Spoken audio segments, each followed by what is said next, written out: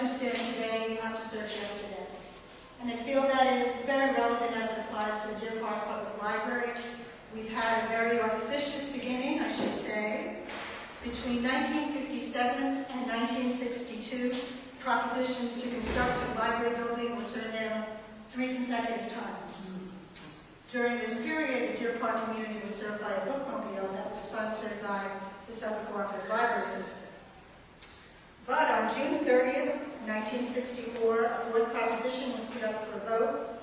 It was narrowly approved, 730 to 679. However, a win is a win, and we take it when we get it.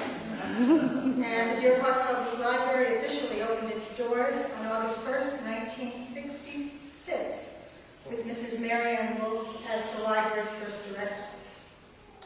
In 1986, and there she is, and there they are.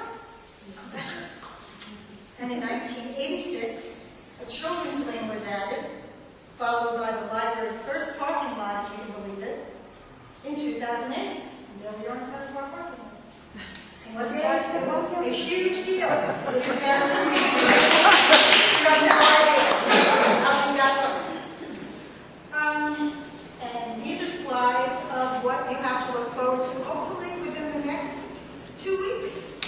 We should be down to, we should be down to pouring the concrete, putting up the light posts, and making our entrance really, really beautiful, and more importantly, very accessible and safe.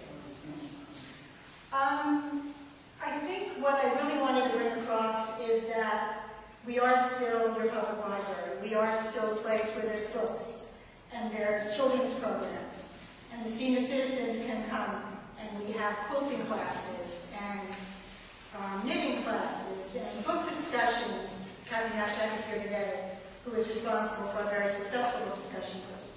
And we are still here doing all of the traditional things that libraries do, and that people come to expect us to do. We have also come into this new century with a lot of new technology. We are on Facebook. We have an interactive website. We circulate these little gadgets, which I'd be more than happy to pass around, which is called a playaway. And basically what this is an MP3 player that has a book already loaded on it. You can borrow it. We sell these little earbuds unless you have one of your own, and you can take it home and listen to a book. We have a lot of intergenerational programs that we're very proud of. We have a cell phone clinic where we pair a teenager who knows all about cell phones and all the things that cell phones can do with a senior that maybe is a little befuddled with all of the different things. And they work together so everybody learns something, and in addition, our teenagers are able to get volunteer credit that they need for graduation. So it's a win-win situation. We have hands-on computer training, where people can come in and sit down in front of a laptop computer and learn from the most basic computer instruction up to much more sophisticated applications, depending upon their skill level. What I'm trying to communicate, I guess, is that we don't expect to say that we're everything to everyone, but we are your community center.